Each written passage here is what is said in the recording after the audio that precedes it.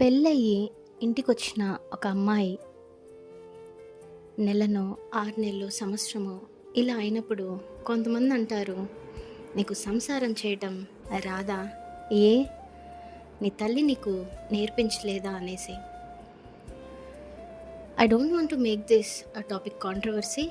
But ప్రాక్టికల్‌గా మనం మాట్లాడుకున్నట్లయితే అసలు సంసారం అంటే ఏంటండి?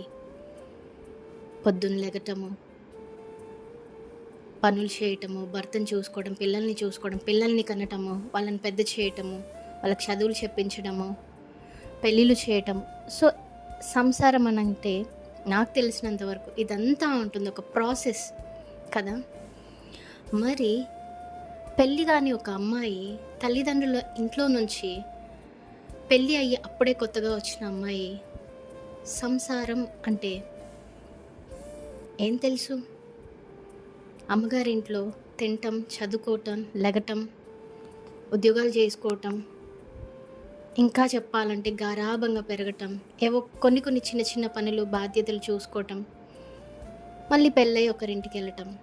ఇదే కదా!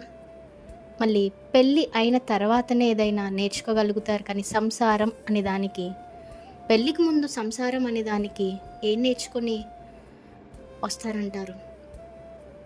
మీరు చెప్పి చేయించుకోవాలి కదా, నేర్పించుకోవాలి కదా. అప్పుడు ఆ అమ్మాయి పెళ్ళైన తర్వాత తన సంసారాన్ని నేర్చుకోవటం మొదలెడుతుంది. అప్పుడు తెలియకపోతే తెలియపరచండి.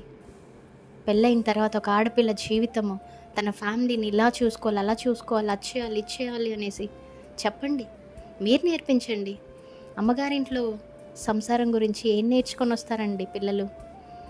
ఒకసారి ఆలోచించండి.